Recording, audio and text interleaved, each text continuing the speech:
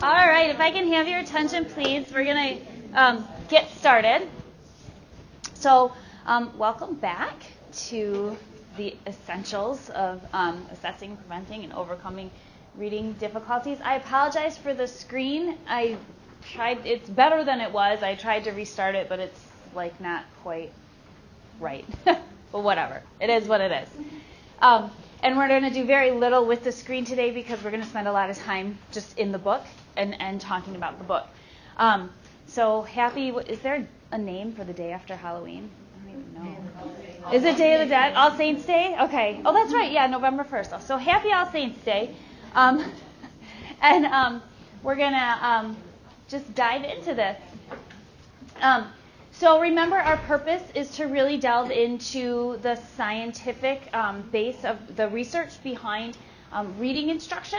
And so through this book, we'll have a lot of discussion around how to better impact student outcomes using the scientific reading research. So we'll do a quick inclusion activity. So since the last time we met, just at your groups, life has been like what book, movie, or song title? So take a couple minutes to think about what that might be for you. And then I'll prompt you in just a minute to go around your table and share that. And then we'll identify one from your table to share out with the whole group. So what movie, book, or song title has your life been like? Sure. Yeah.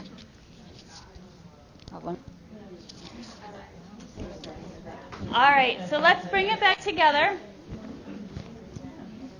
And I'll call for a volunteer to start. Which table wants to share first from their thinking? Oh, love it.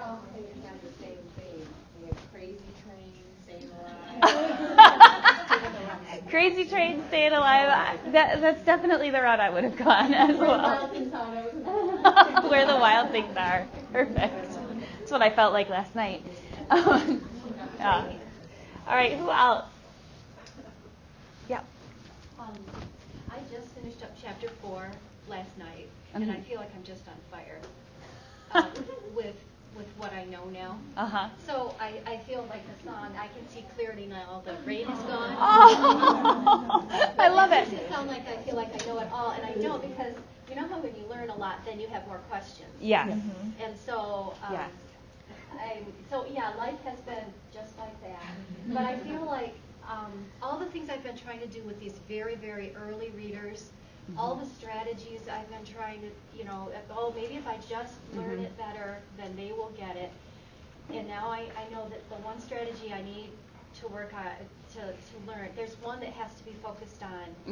I mean, the phonics and the phonemic awareness have to be focused on. And then, we're already putting it into practice, and then I'm seeing the DIBEL scores go up. And I'm seeing, now if we can just do this, then we can get to the LLI. The LLI will be more effective. I mean, I know there's questions about that too. I have just been such an LLI person for my last 6 years, and I started out with reading recovery and Marie Clay, and I'm just blown away by this. Yeah. And I feel like something that I've been working on so hard for 6 years, I can kind of set aside some of the cueing systems for a little bit. And I just feel like an enormous weight has lifted off of my shoulders. Good. Good. So I can see clearly now the rain is gone. All right. How do you follow that? Right. Wow.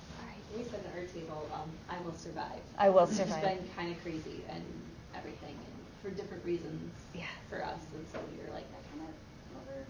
Yeah. Or just for everything. We had the same song. Same song. All right. I will survive. There's a theme. Staying alive. I will survive. Crazy Train. What did you guys come up with in the back? Well, ours was an adult book that we had read in book club a few years ago called The Art of Racing in the Rain. Ooh. Racing between the raindrops and trying to just make it to the end, and we know there's no end. That's so funny because I'm not familiar with that book, but when I was thinking about this, I'm like, oh my gosh, I've had so many things, and the one thing that came to mind, I was a mistress of ceremony at my she's my cousin, but I call her my niece because she's quite a bit younger, at her wedding, and it was not this past Saturday, but the Saturday before, when it was raining and thunderstorming, and then it would be sunny, and it was supposed to be an outdoor wedding. So I was literally racing in the rain like that whole day in boots and a dress. It was cute. So yeah, but it definitely lends itself towards crazy train. And I will survive. And yeah, with all the Halloween and stuff, it's been nuts. So, all right. Well, let's dive in. So our outcomes, which are the same outcomes for the entire 4 sessions that we're together, are to be able to articulate some of the findings from research, which already happened a bit this morning. Use the research to understand how to assess students, right, with reading difficulties, and then be able to apply that research to core instruction as well as interventions. So today our agenda, and you guys, everybody should have that little slip of paper, and I will have one as well, is we're going to dive into small group discussion around each of the 4 chapters. So in chapter 1, we're going to stay right where we're at, and you're going to work in those table groups. And then when we move on to chapter 2, you'll see you'll have the label, and so the middle table and the back will remain empty during those conversations, but you'll see you will either go to table 1, 2, 3, 4, 5, or 6, depending on what your little card tells you to go to. And then we'll in those small groups, we'll do some activities around the study guide questions that were out for last time. So you'll be talking about, everybody will be able to identify kind of one insight from that chapter that they want to share, and then we'll have some discussion in our small groups around how that ties to our personal or professional experience. And then we'll come back together after we've rotated through for all 4 chapters, and we'll do a large kind of group discussion around what are the implications or what's the impact now of these 4 chapters on teaching and learning. And then we'll have you to wrap up. We'll do a quick kind of reflection in a so what, now what kind of way that each person can kind of make a commitment to what they want to bring forward from now until the next time we meet. And then I'll share the study guide questions for next time. So if you're not already in the Google Classroom with us, the class code is on the bottom there. So you know what, I should probably just jot this up here too. We're going to go. But you...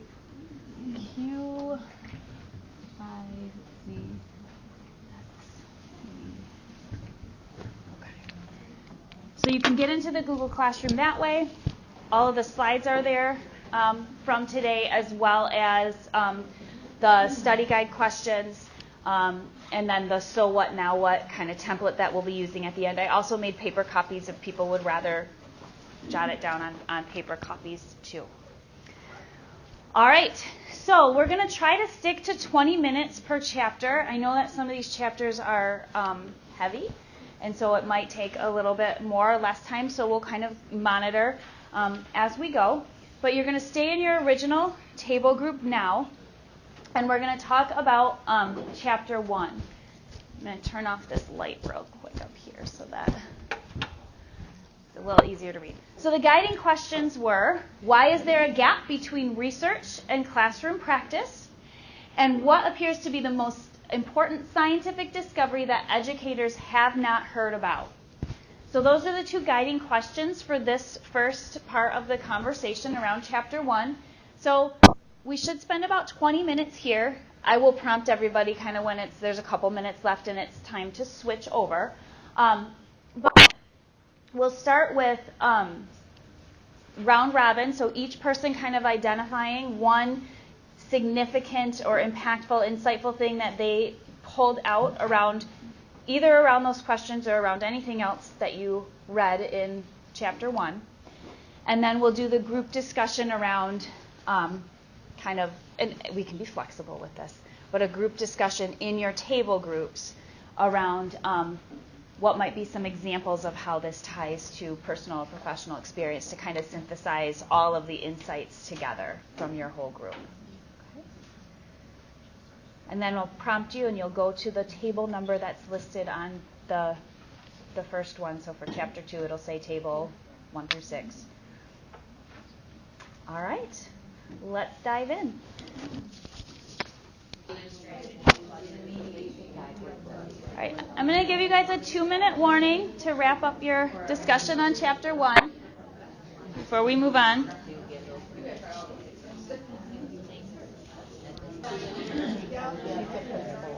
All right, so I'm going to draw your attention back up to the screen. So we're on Chapter 2 now, and there were 3 questions. And remember, you can choose to focus on those questions or focus on something else that was insightful to you when you do the round robin piece. So again, it's what are your thoughts regarding the information on Table 2.1, which is on page 30. So that one laid out the different avenues of instruction for reading. The second one was what's the difference between word recognition and word identification. And then the last one was about the orthography and phonology in relationship to word recognition and the latest research, what it suggests about that. So go ahead and start with your new groups. Introduce yourself to your new group mates if you would like first. And then you can start in with the round robin. All right. So Chapter 3, we're talking about the simple view of reading. So how does that guide our decision-making process regarding Tier 1, Tier 2, and Tier 3 instruction? And the differences between, there's 2 figures which are all around the simple view of reading, kind of broadened out and made more specific, on pages 59 and 72. So you can start by talking about kind of your takeaways on the simple view of reading, and then if you can translate those those pieces on those charts on pages 59 and 72 to talk about the differences between those. And so we'll spend about 20 minutes here before we move on to the last chapter.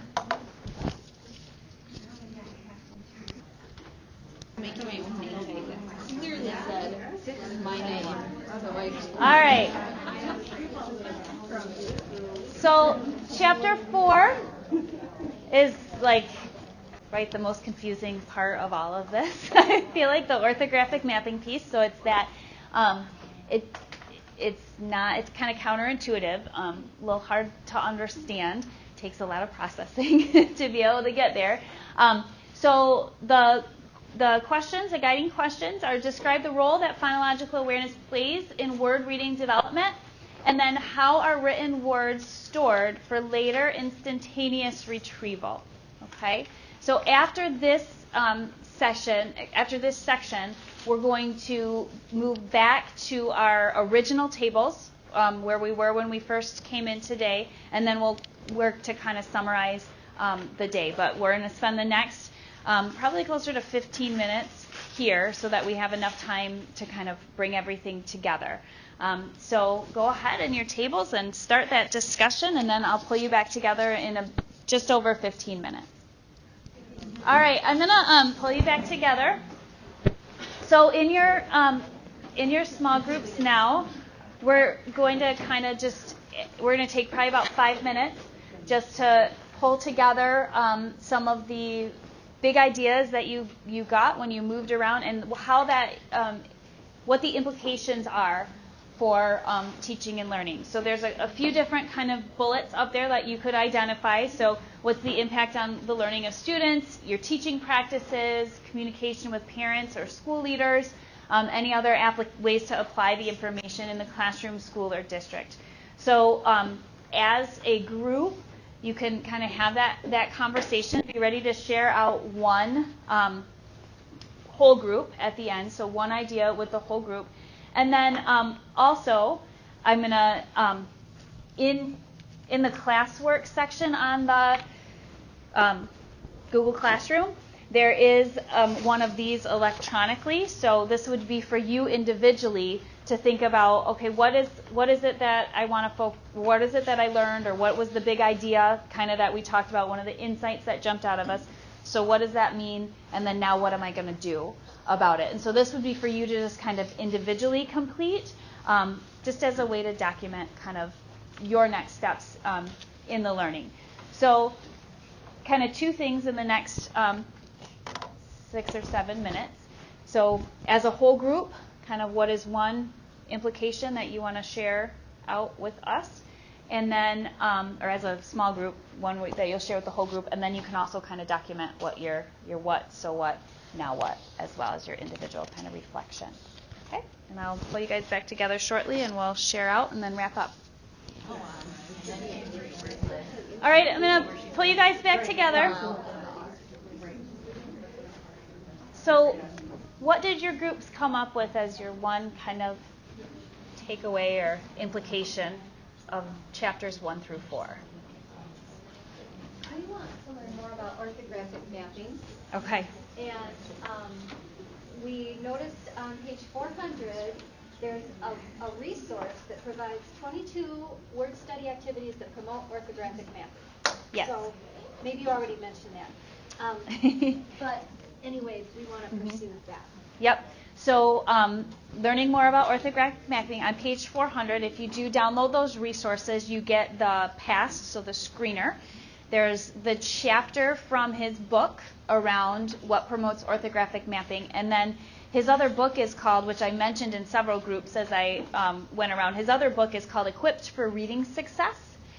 And that is actually, that includes all of that, so you get several chapters when you go and download the resources that are listed on page 400.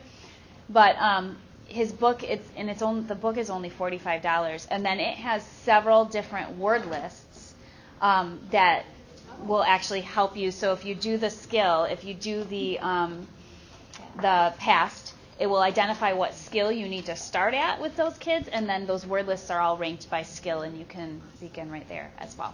Yep. All right. Who else?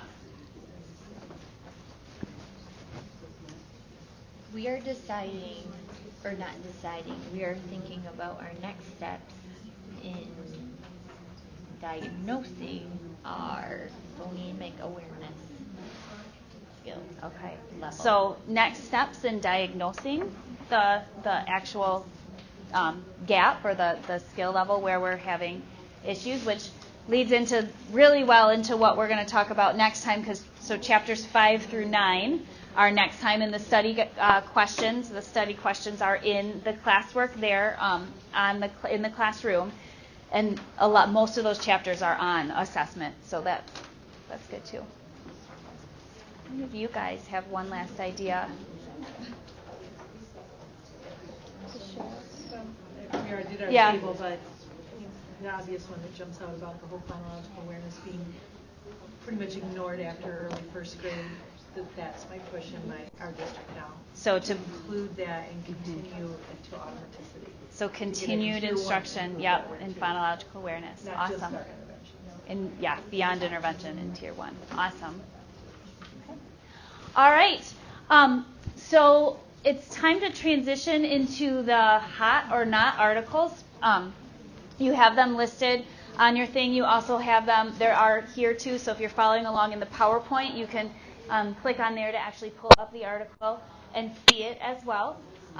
So I mentioned chapters 5 through 9 is what we'll be talking about next time. That's really going to dive into the assessment piece of all of this. And then we will pick up from there. So thank you guys for your discussion today. I loved kind of being a part of the multiple different groups. And I would love feedback on this kind of protocol or process as well, because I'm doing this with curriculum directors and special ed directors in a couple, next week actually. We're doing a book study on this book as well. So I'd love your feedback on the process too, and the study questions, that kind. So feel free to come up and give me that or shoot me an email. Otherwise, I will see you December 13th, and we'll be talking about chapters 5 through 9. So thank you guys.